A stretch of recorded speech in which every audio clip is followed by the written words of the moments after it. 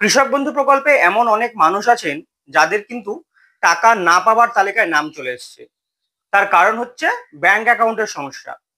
আপনাদের bank account invalid হয়ে আছে, অথবা আপনাদের ব্যাংক অ্যাকাউন্টের সাথে ডিবিটি মুডটাকে অন করা নেই বা লিঙ্ক করা নেই। ডিবিটি হচ্ছে ডাইরেক্ট বেনিফিট ট্রান্সফার। এই ডিবিটিটা আপনাদের ব্যাংক অ্যাকাউন্টের সাথে হয়তো আগে লিঙ্ক ছিল, এখন ডিলিঙ্ক হয়ে গেছে। তো এছাড়াও আরো কয়েকটি ইনফরমেশন আপনাদেরকে দেওয়ার আছে। তো সেই ইনফরমেশনগুলো যদি আপনারা সঠিকভাবে শোনেন, তাহলে আপনারা সংশোধনও করে নিতে পারবেন এবং কৃষক বন্ধু প্রকল্পের টাকাটাও কিন্তু পেয়ে যাবেন। এছাড়াও প্রত্যেকটা বিডিও অফিসে কিন্তু যে টাকা না পাওয়ার তালিকা বা ইনভ্যালিড অ্যাকাউন্টের তালিকা প্রত্যেকটা গ্রাম পঞ্চায়েত ওয়াইজ, মিউনিসিপ্যালিটি ওয়াইজ কিন্তু প্রত্যেকটা বিডিও অফিসে পাঠানো হয়েছে। তো সেই তালিকাটি আপনাদেরকে আমি দেখাবো এবং আপনারা সেই তালিকাটি ডাউনলোডও করে নিতে পারবেন। তো যদি সেই তালিকায় আপনাদের নাম থাকে, তাহলে আপনাদের কি করণীয় সেটা আমি আপনাদেরকে বলে দেবো।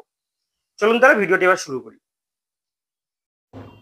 প্রথমে দেখুন যে এডিও অফিস থেকে বিডিও অফিসকে এবং প্রত্যেকটা গ্রাম পঞ্চায়েত অফিস এবং মিউনিসিপ্যালিটি অফিসে কিন্তু এই তালিকাটি মেল করা হয়েছে। আর সেই তালিকার সঙ্গে কি কি ডকুমেন্টস তারা চেয়েছে, মানে সংশোধনের জন্য বলেছে original and one photocopy Aadhaar, voter আর আপডেটেড ROR মানে জমির পর্চা, অর্থাৎ আধার কার্ড, ভোটার কার্ড, জমির পর্চা, এগুলো সব জেরক্স নিয়ে যেতে হবে। তার সাথে পুরনো এবং নতুন ব্যাংকের অ্যাকাউন্টের জেরক্সটিও কিন্তু নিয়ে যেতে হবে।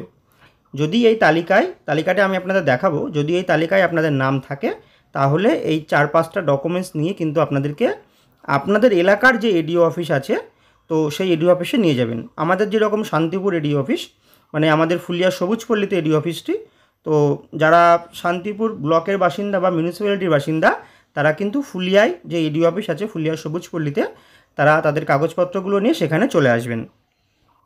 দেখুন, এটা হচ্ছে সেই তালিকা। এই তালিকাটাই কিন্তু এডিও অফিস থেকে বিডিও অফিসকে বা সমস্ত গ্রাম পঞ্চায়েতকে মেল করা হয়েছে। এখানে প্রত্যেকটা শীটে প্রত্যেকটা গ্রাম পঞ্চায়েতের নাম আছে, যেহেতু আমাদের শান্তিপুর, তাই শান্তিপুরের 10টা পঞ্চায়েত এবং তার পাশাপাশি মিউনিসিপ্যালিটি এলাকারও কিন্তু নাম আছে। এখানে যত বেনিফিশিয়ারির নাম আছে, এদের প্রত্যেকের কিন্তু সমস্যা আছে। এদের প্রত্যেককে এডিও অফিসে সমস্ত ডকুমেন্টসগুলো নিয়ে যেতে হবে।